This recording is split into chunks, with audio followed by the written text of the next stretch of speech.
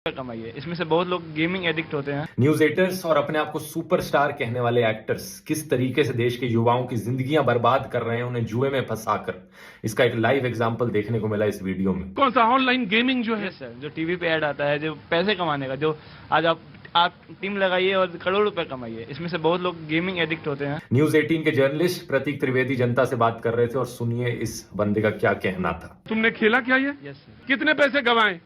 अभी मेरे ऊपर 96 लाख रुपए का कर्ज है। कितने?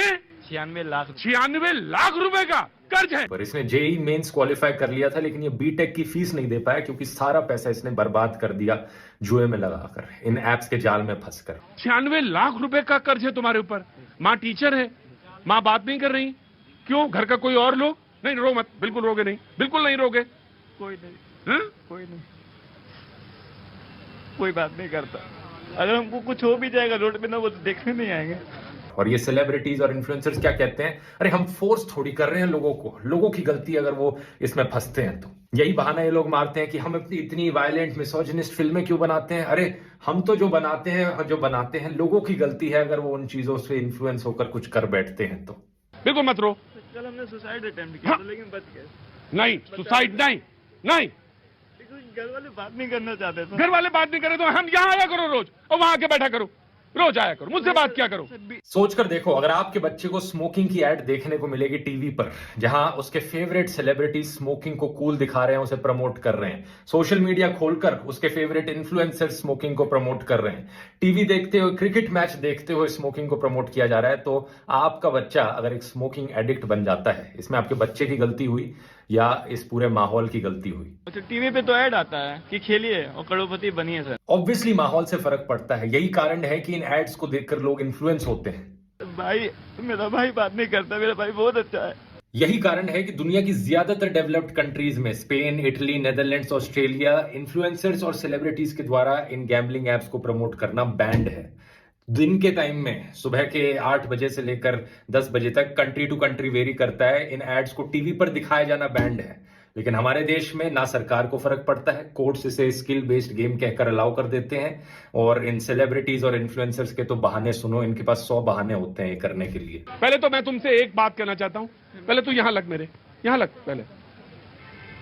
अगर आपके फोन में एक भी ऐसी ऐप डली है, इसे अभी जाकर डिलीट कर दो। आप जानते नहीं हो किस जाल में आप फंस रहे हो।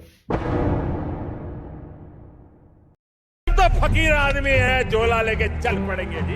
लेकिन पूरी दुनिया में आपने ऐसा कोई फकीर देखा है जो 1,40,000 का चश्मा लगाता हो, खुद घूमते हैं 12 करोड़ की मर्सिडीज में, मतलब भिक्षा मांगकर यहाँ पर फॉरेन टूर भी कर लिए और डिजिटल कैमरा भी खरीद लिया डिजिटल कैमरा के रिलीज होने से पहले। और नरेंद्र मोदी अपने आप को गरीब ही नहीं, बहुत गरीब परिवार का बताते हैं। मित्रों, मैं बचपन में रेल के डिब्बे में चाय बेचता था। वाह, क्या फकीरी है। वो भगवान है हमारे, हम उनकी पूजा करते हैं। सच तो ये है दोस्तों कि ये लोग हमारे हिंदू धर्म को ही तोड़ने मरोड़ने लग गए अपने नफरतखोर एजेंडा को फैलाने के लिए।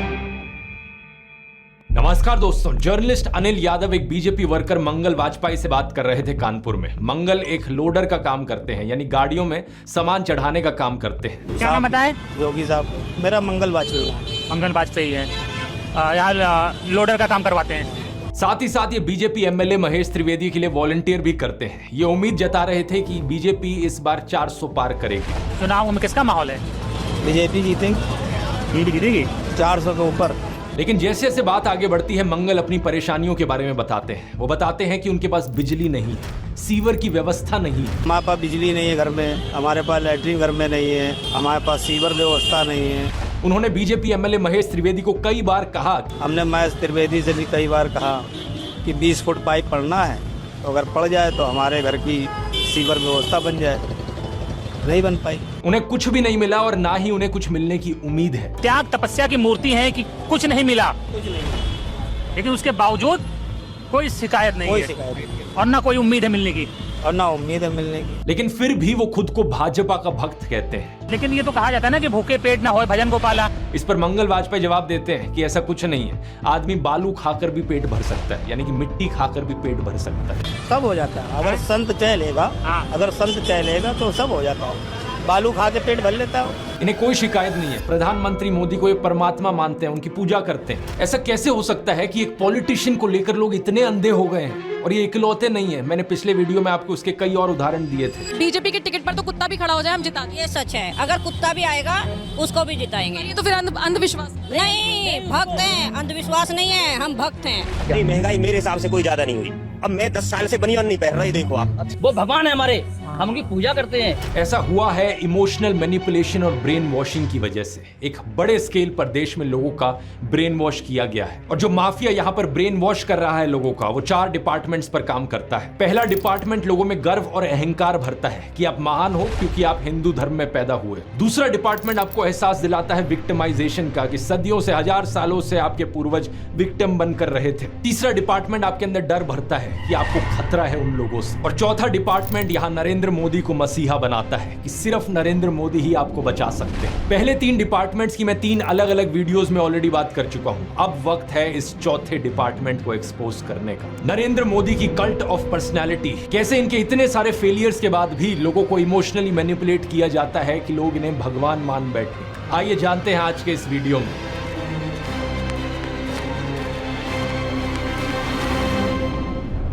जून 2013 की बात है दोस्तों। राइटर नीलांजन मुखोपाध्याय ने एक किताब लिखी नरेंद्र मोदी के ऊपर। ये एक बायोग्राफी थी। इस किताब में लिखा गया कि कैसे नरेंद्र मोदी जब 6 साल के थे, वडनगर रेलवे स्टेशन पर गुजरात में वो चाय बेचा करते थे। ये चाय बेचने वाला किस्सा तभी से लेकर नरेंद्र मोदी की संघर्ष की कहानी का ये एक मेजर टॉकिंग पॉइंट रहा है। 2015 में जब टाइम मैगजीन ने प्रधानमंत्री मोदी का इंटरव्यू लिया तो उन्होंने बताया कि कैसे वो एक बहुत गरीब परिवार से आते थे, कैसे बचपन में वो चाय बेचा करते थे रेलवे स्टेशन पर। इनकी एग्जैक्ट लाइनें सुनिए। मैं पॉवर्टी में पैदा हुआ हूँ, बचपन में मेरा पूरा बचपन पॉवर्टी में बीता है। मेरे लिए पॉवर्टी एक तरीके की पहली इंस्पिरेशन थी मेरी जिंदगी में। लेकिन कितनी सच्चाई है इन बातों में? बहुत से लोगों ने टाइम टू टाइम सवाल उठाए हैं। जैसे कि नरेंद्र मोदी के बचपन की ये फोटो देखिए। वे 1950 यानी 1950 में पैदा हुए थे। क्या उस समय किसी गरीब परिवार में पैदा हुए बच्चे के पास ऐसे कपड़े होंगे? जरा खुद ही सोचकर देखिए। सूट तक पहन रखे हैं इन्होंने अपनी बचपन की फोटोज में। मैं खुद 1994 में एक मिडिल क्लास फैमिली में पैदा हुआ हूं, लेकिन मेरी तो बचपन की ऐसी कोई फोटो नहीं मिलेगी आपको जिसमें मैंने कोई सूट पहन रखा हो। और नरेंद्र मोदी अपने आप को गरीब ही नहीं, बहुत गरीब परिवार का बताते हैं। इंडिया टुडे ने इनकी पुराने घर की एक फोटो पब्लिश करी थी, स्क्रीन पर देखिए। बहुत बड़ा घर नहीं है, लेकिन क्या आपको ये 1950s के किसी बहुत गरीब परिवार का घर दिखता है? परिवार में नरेंद्र मोदी के 5 भाई और 1 बहन है। 2 साल पहले नरेंद्र मोदी के छोटे भाई प्रहलाद मोदी ने कहा था कि उन 5 भाइयों में से जिसका नंबर लगता था वो मदद करने चले जाता था। उनके पिता ने पूरी जिंदगी चाय बेची, उन 5 भाइयों और 1 बहन को बड़ा किया। इसलिए नरेंद्र मोदी को चाय बेचने वाले का बेटा कहना चाहिए। ये पत्रकारों की गलती है। सब भाइयों ने चाय बेची है, मेरे पिता ने पूरी जिंदगी चाय बेची, पूरी जिंदगी। इसीलिए कहा जाए तो चाय बेचने वाले का बेटा कहना चाहिए, चाय बेचने वाला नहीं कहना चाहिए। ये पत्रकारों की गलती है।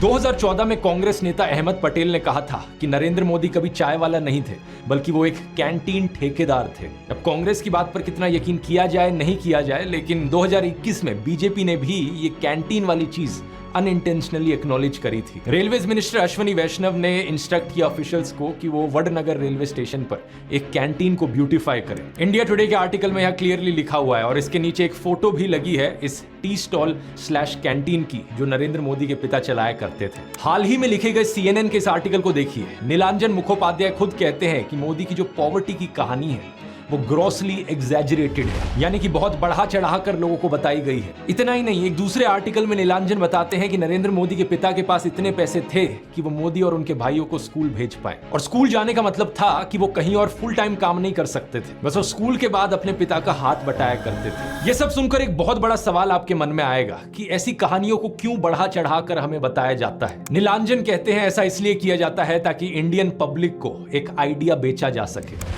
मित्रों, मैं बचपन में रेल के डिब्बे में चाय बेचता था और आज आपके सामने खड़ा हूं। कोई भी इंसान अगर समझदारी से सोचे तो वो जानता है कि इस बात से फर्क नहीं पड़ता। एक अच्छा नेता गरीब परिवार से भी आ सकता है और अमीर खानदान से भी आ सकता है, और यही चीज कही जा सकती है एक बुरे नेता या डिक्टेटर के बारे में भी। उदाहरण के तौर पे बात करें, कंबोडिया का जो डिक्टेटर था पोल पॉट, वो एक अमीर खानदान से आता था, लेकिन इटालियन डिक्टेटर बेनिटो मुसोलिनी एक गरीब परिवार में पैदा हुआ था। उसके पिता एक ब्लैक स्मिथ थे और वो बड़े गर्व के साथ इन चीजों को प्राउडली एक्सप्रेस करता था कि कैसे वो जनता के बीच से निकल कर आया है। रशियन डिक्टेटर जोसेफ स्टालिन के पिता एक मोची थे, यानी जूते बनाने वाले, और माँ एक धोबिन थी। और दुनिया का सबसे जाना माना तानाशाह हिटलर भी एक गरीब परिवार में पैदा हुआ था। लेकिन गरीब परिवार में पैदा होने का मतलब ये नहीं कि उसने गरीबों के लिए काम किया था अपने करियर में। उल्टा जानते हो क्या, हिटलर चंदा धंधा का मॉडल चलाता था अपना खुद का। उसके समय में बहुत सी क्रॉनी कैपिटलिस्ट कंपनियों ने करोड़ों का प्रॉफिट कमाया। आईजी फार्बन, डॉयचे बैंक, BMW, कुछ गाड़ियों की कंपनीज जिनको आज आप जानते हैं और कुछ लोग इन गाड़ियों के पीछे बड़ा भागते हैं, पोर्शे, मर्सिडीज बेंज, फोल्क्सवैगन, इन सब कंपनियों ने चंदा डोनेट किया था हिटलर को अपने समय में। 2016 में BMW ने माफी भी मांगी थी इस चीज को लेकर। इस आर्टिकल को देखिए, रिग्रेट एक्सप्रेस किया था कि वो एक समय पर हिटलर को सपोर्ट किया करते थे। इंडिया की बात करें तो हाल ही में हमने देखा इलेक्टोरल बॉन्ड स्कैम। मैंने पूरा वीडियो बनाया इस पर कि कैसे ये एक घोटाला नहीं बल्कि घोटालों का भंडार था। बहुत सी कंपनियों को इससे फायदा हुआ और आम जनता को नुकसान। पिछले 10 सालों में प्रधानमंत्री मोदी के मित्र जैसे कि गौतम अडानी भरपूर तरीके से अमीर बनते रहे और देश के 80 करोड़ गरीब लोगों को 5 किलो मुफ्त अनाज लेने पर मजबूर कर दिया गया। बेरोजगारी और महंगाई ने गरीब लोगों की कमर तोड़कर रख दी है आज के दिन। अब तो ऐसी सिचुएशन आ चुकी है कि नरेंद्र मोदी खुद को गरीब परिवार का बताते हुए जिन राहुल गांधी को एलीट वर्क का प्रोजेक्ट करते थे, युवराज कहते थे, आज वही राहुल गांधी खुल्लम खुल्ला गरीबों को कह रहे हैं कि वो गरीबों के हैं और नरेंद्र मोदी अडानी अंबानी जैसे अमीर सेठों के हैं। अडानी को बिना मजदूरी बिना कुछ लाखों करोड़ रुपए देते हैं तो कहते देखो देखो देखो विकास हो रहा है। हमने मनरेगा किया, मजदूरी के लिए पैसा दे रहे हैं और कहते हैं गरीबों की आदत बिगाड़ रहे हैं। मैं आपका हूं, वो उनके हैं। राहुल गांधी कह रहे हैं कि जितना रुपया नरेंद्र मोदी ने अडानी को दिया है उतना रुपया वो देश के गरीब लोगों को देंगे। और मैं देश को फिर से दोहरा के कह रहा हूँ, जितना पैसा नरेंद्र मोदी जी ने इनको दिया है ना, उतना ही पैसा हम हिंदुस्तान के गरीब लोगों को देने जा रहे हैं। महालक्ष्मी योजना, पहली नौकरी पक्की योजना, इन योजनाओं के माध्यम से करोड़ों लाखपति बनाएंगे। इन्होंने 22 अरबपति बनाए, हम करोड़ों लाखपति बनाए। प्रधानमंत्री मोदी इसका ज्यादा जवाब दे नहीं पाए। उल्टा उन्होंने कोशिश करी थी ये कहने की कि अडानी अंबानी एक्चुअली में कांग्रेस के साथ मिले हुए हैं। शाहजादे घोषित करें इस चुनाव में ये अंबानी अडानी से कितना माल उठाया है। मार्च में आई इस रिपोर्ट को देखिए, भारत में इनकम इनइक्वालिटी 100 साल में सबसे ज्यादा हो गई है। इतनी बुरी हालत अंग्रेजों के जमाने में भी नहीं होती थी। ऐसे में अगर राहुल गांधी ने संकल्प लिया कि अगले 5 सालों में वो सभी 22 करोड़ गरीब लोगों को गरीबी से निकाल देंगे तो इसमें क्या गलत किया। लेकिन पीएम मोदी इस बात पर भी तंज कसने लगे। उनके पास खुद कोई अपना विजन नहीं है। 80 करोड़ लोगों के हाथ में कटोरा पकड़ा दिया और अगले 5 सालों के लिए यही 5 किलो अनाज वाली स्कीम एक्सटेंड कर दी। ना रोजगार का कोई प्लान बताया है, ना महंगाई कंट्रोल कैसे होगी ये बताया, ना गरीबी कैसे हटेगी ये बताया। और जब राहुल गांधी ने सबके लिए रोजगार की बात करी तो प्रधानमंत्री मोदी उनका मजाक उड़ाने लग गए। कांग्रेस के शाहजादे ने अभी घोषणा की, आप भी सुनकर के हंसोगे। सुनाऊं? जोरों से हंसना पड़ेगा आपको। और आपको ये भी मालूम कि ये टेम्पो में पैसा देते हैं, क्या ये आपका पर्सनल एक्सपीरियंस है क्या? फरवरी 2020 में गुजरात में नमस्ते ट्रंप इवेंट हुआ था तो गरीबों को छुपाने के लिए एक 1600 फुट लंबी दीवार बनाई गई थी। जरा खुद सोचकर देखो, 1995 से लेकर 2020 25 साल से गुजरात में बीजेपी की सरकार थी, जिनमें से 3 बार तो खुद नरेंद्र मोदी ही चीफ मिनिस्टर थे। लेकिन इनसे गरीबी नहीं हटाई गई, उल्टा ये गरीबों को छुपाने लग गए। G20 समिट के समय दिल्ली में भी यही हुआ था। कुछ बस्तियों को हरे पर्दे के पीछे ढक दिया गया था, यानी कि इन गरीब लोगों की मूवमेंट को भी रिस्ट्रिक्ट कर दी। इसी के तहत ये पूरी दुकानें यहाँ से ढक दी गई हैं। जो थोड़ा झुग्गी टाइप घर थे उनको भी ढक दिया गया है यहाँ पर। सोचिए कि ये कितना डीह्यूमनाइजिंग है। कोई आपसे कहे कि तुम अच्छे नहीं लग रहे हो, तुम तो एक दाग धब्बा हो। वो गोरे सेठ आ रहे हैं हमारे देश में घूमने, तुम्हें एक पर्दे के पीछे छुपा दिया जाएगा। कैसा लगेगा आपको ये सुनकर? उन गरीबों की सोचो, उन्हें कैसा लगा होगा। सीधा कहते हैं कि यहाँ से जाओ, उस गरीब को तो भगा सकते हो, उस अमीर को भगा के देखो ना। तो इन सब चीजों के चलते नरेंद्र मोदी की ये जो गरीब परिवार वाली ब्रांडिंग थी अब ये लगभग खत्म हो चुकी है। लेकिन उनके कल्ट ऑफ पर्सनैलिटी का ये केवल एक हिस्सा है। दूसरा हिस्सा यहाँ पर आता है उनके परिवार को लेकर। व्हाट्सएप पर और गोदी मीडिया के जरिए आपको बार बार बताया जाता है कि नरेंद्र मोदी इतने महान हैं क्योंकि उन्होंने देश के लिए अपने परिवार को छोड़ दिया, अपनी पत्नी को छोड़ दिया। देखो वैसे ये एक पर्सनल मामला है, किसी पति पत्नी की आपस में ना बने ये कोई बड़ी चीज नहीं है, बहुत से लोगों के साथ ऐसा होता है, लेकिन यही लोग खुद इस पर्सनल बात को बीच में लाते हैं इसे अचीवमेंट के तौर पर दिखाने के लिए। देश के लिए पत्नी को छोड़ दिया, कोई सेंस है इस बात का? पूर्व प्रधानमंत्री लाल बहादुर शास्त्री जी ने तो अपनी पत्नी को नहीं छोड़ा, तो क्या वो देश के लिए काम नहीं कर पाए? महात्मा ज्योतिबा फूले की पत्नी सावित्रीबाई फूले के बारे में तो सब जानते हैं, क्या उन्होंने देश के लिए महान काम नहीं किया? आपने अगर रामलीला देखी है तो उसमें भी देखा होगा कि कैसे सीता जी ने भी भगवान राम का साथ दिया वनवास में, और राम ने उन्हें बचाने के लिए क्या क्या नहीं किया।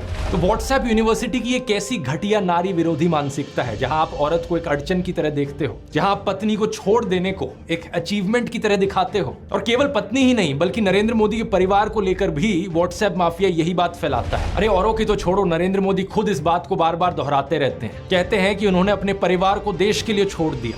मेरे देशवासियों, मैंने घर, परिवार, सब कुछ देश के लिए छोड़ा है। पंजाब केसरी अखबार ने तो उनकी चरण वंदना करते हुए उनकी तुलना भगवान बुद्ध और महावीर जैन से कर डाली। लेकिन इन लोगों से मैं पूछना चाहता हूं, कभी भगवान बुद्ध ने अपना घर छोड़कर ऐसे बयान दिए क्या? सम्माननीय आदरणीय दीदी, आदरणीय दीदी, ओ दीदी। किसी औरत को कांग्रेस का विधवा कहा, 50 करोड़ की गर्लफ्रेंड कहकर अपमानित किया, समाज में नफरत का जहर बोया। सत्ता पाने के लिए भगवान बुद्ध ने ये सब नहीं किया था, वो तो खुद एक राजकुमार थे। वो तो सत्ता को, महल को और सिंहासन को छोड़कर जंगल में गए थे, और उनके पीछे उनके माँ बाप, उनकी पत्नी यशोधरा और उनके बेटे राहुल तो राजमहल में सुविधाओं के साथ जी रहे थे। और जब बुद्ध की ज्ञान प्राप्ति हुई तो जानते हैं उन्होंने सबसे पहले क्या कहा था? oshonews.com पर ओशो के एक लेक्चर का ट्रांसक्रिप्ट दिया हुआ है। जब बुद्ध को ज्ञान प्राप्ति हुई तो पहली बात उन्होंने अपने शिष्यों से ये कही, मैं यशोधरा के पास जाना चाहता हूं, उससे बात करना चाहता हूं। ये सुनकर आनंद व्याकुल हो गए, बोले कि ये ठीक नहीं है, लोग क्या कहेंगे? बुद्ध ने कहा, मुझे उसका धन्यवाद करना है उसकी मदद के लिए, और जो मेरे साथ हुआ, जो मुझे मिला, इसका कुछ हिस्सा मुझे उसे देना है, ये उसका कर्ज है मुझ पर। और वो गए। यशोधरा ने उन्हें देखा, 12 साल का गुस्सा उनके अंदर था। वो बोली, मुझसे कहकर तो जाते, क्या मैं तुम्हें रोकती? इतना भी विश्वास नहीं था मुझ पर। बुद्ध ने माफी मांगी, ये कहा कि मैं नासमझ था, अब समझ आई तो वापस आया हूं। सुनो, कुछ अद्भुत हो गया है। मेरा पहला दायित्व तुम्हारे प्रति है, इसलिए वह अनुभव तुम्हारे साथ साझा करूंगा। यशोधरा की आंखों से आंसू झरने लगे। आप प्रधानमंत्री मोदी का इंस्टाग्राम अकाउंट देखिए जरा। प्रियंका चोपड़ा और निक जोनस की वेडिंग रिसेप्शन में गए, उन्हें बधाई दे रहे हैं। इस वीडियो को देखिए, विराट कोहली और अनुष्का शर्मा के वेडिंग रिसेप्शन पे जाकर उन्हें गुलाब दे रहे हैं। मलयालम एक्टर सुरेश गोपी की बेटी की शादी में गए। टाइम्स नाउ की एंकर नविका कुमार के बेटे की शादी में गए। मुकेश अंबानी ने हॉस्पिटल खोला तो वहां बधाई देने पहुंच गए। इस न्यूज आर्टिकल को भी देखिए, नरेंद्र मोदी ने गौतम अडानी के बेटे करण की ग्रैंड एंगेजमेंट सेरेमनी को भी अटेंड किया। तो बॉलीवुड सेलिब्रिटीज और अमीर सेठों की शादियों में जाने के लिए बहुत समय है इनके पास। हालांकि इसमें कुछ गलत नहीं है, इनकी मर्जी अगर ये जाना चाहें तो। लेकिन सवाल यहाँ पर ये, क्या केवल अपने भाइयों और परिवार को ही छोड़ना पड़ता है क्या देश के लिए? एबीसी के इस आर्टिकल को देखिए। अवनी दास रिपोर्ट करती हैं कि अक्टूबर 2023 में मोदी परिवार उनके भतीजे की शादी के लिए इकट्ठा हो रहा था, लेकिन एक इंसान वहां से गायब थे, नरेंद्र मोदी। आपने फोटोज और वीडियोस में जरूर देखा होगा कि प्रधानमंत्री मोदी अपनी माता जी से मिलने जाया करते थे, जो कि अच्छी बात है। लेकिन कभी आपने नोटिस किया कि केवल वहां 3 लोग होते थे इस मुलाकात में? प्रधानमंत्री मोदी, उनकी माता जी और कैमरामैन। कभी कभार मुलाकात में 2-3 और लोग होते थे, लेकिन वो हमेशा और कैमरामैन ही होते थे। 3 साल पहले बीबीसी कॉरेस्पॉन्डेंट तेजस वैद्या ने प्रधानमंत्री मोदी के भाई प्रहलाद मोदी से बात करी, और सुनिए उनका क्या कहना था। तेरे परिवार ने दूर रखवानी सूचना आपवामां आवे। इस बात को लेकर स्पष्ट निर्देश होता है कि परिवार के बाकी सदस्य दूर ही रहे। प्रधानमंत्री मोदी की भतीजी सोनल मोदी ने भी यही बताया कि उनको मना किया गया है। उनसे पूछा गया कि शपथ ग्रहण समारोह में बहुत से लोगों को निमंत्रित किया गया, लेकिन उन्हें क्यों नहीं बुलाया गया? तो सुनिए उन्होंने क्या कहा था। नरेंद्र मोदी जी ने प्रधानमंत्री का शपथ ली थी, तब देश में से कई लोग गए थे, तब आपको न्योता मिला था या आपको जाने की इच्छा हुई थी? इच्छा तो सबको होती है, पर अफसोस है कि हमें इनविटेशन नहीं दिया गया। G20 की थीम रखी गई थी वसुदेव कुटुंबकम, यानी पूरी दुनिया एक परिवार है, लेकिन खुद के परिवार को, खुद के भाई बहनों को अपने से दूर रखा जाता है इस तरीके से। आखिर क्या कारण है? भगवान राम तो अपने परिवार के साथ रहते थे। राम, लक्ष्मण, भरत, शत्रुघ्न, चारों भाइयों में कितना प्यार था। क्या इसका मतलब ये हुआ कि राम जनता के लिए काम नहीं कर पाए? उन्होंने तो राम राज्य स्थापित किया था, जहां कोई गरीब बेरोजगार दुखी नहीं था। मैं फिर से कहूंगा, ये प्रधानमंत्री मोदी का अपना पर्सनल मैटर है। अगर वो बॉलीवुड, अडानी, अंबानी जैसे दोस्तों के साथ ताल्लुक रखना चाहते हैं और अपने परिवार के साथ नहीं, उनकी मर्जी। मुझे प्रॉब्लम इस बात से नहीं है, प्रॉब्लम इस बात से है कि इसे अचीवमेंट की तरह क्यों दिखाया जाता है कि मैंने अपना परिवार छोड़ दिया, देखो मैं कितना महान हूं। ये कोई अचीवमेंट होती है क्या? इसका साइड इफेक्ट ये हुआ है कि बहुत से हिंदू युवा ब्रेन वॉश हो गए हैं। होना ये चाहिए कि वो अच्छे से पढ़ लिख कर कुछ बने, काम धंधा करे, कुछ कमाए और अपने माँ बाप की सेवा करे, लेकिन नहीं, कुछ यूथ की क्या हालत हो गई है कि वो हाथों में तलवार लेकर मस्जिदों के सामने घूम रहे हैं। उन्हें भी अपने परिवार से, अपने माँ बाप से कोई मतलब नहीं। सेलिंग पॉइंट नंबर 1 था मैं गरीब परिवार से हूं। सेलिंग पॉइंट नंबर 2 था कि मैंने अपने परिवार को छोड़ दिया देश के लिए। और सेलिंग पॉइंट नंबर 3 अब आता है फकीरी। नरेंद्र मोदी अक्सर कहते हैं कि उन्होंने भिक्षा मांगकर गुजारा किया। कभी कहते हैं कि 35 साल के लिए, कभी कहते हैं 40 साल के लिए। करीब 40 साल मैंने भिक्षा मांग करके खाया है। मैं 35 साल तक भिक्षा मांग करके खाया था। चलो इतनी तो बोलने में गलती हो सकती है, 35 साल हो, 40 साल हो, लोग अक्सर भूल जाते हैं। लेकिन सवाल ये कि वो एमएलए पहली बार बने 2002 में, तब उनकी उम्र होगी 52 इयर्स। लेकिन उससे पहले 90s में ही पता नहीं कैसे उन्होंने फॉरेन टूर्स कर लिए। ये फोटोज देखो उनकी, आईफिल टावर के सामने पेरिस में, व्हाइट हाउस के सामने अमेरिका में, हॉलीवुड के सामने, लंदन गए, वो मलेशिया गए। क्या 40 साल भिक्षा मांगकर इतने पैसे कमाए जा सकते हैं कि फॉरेन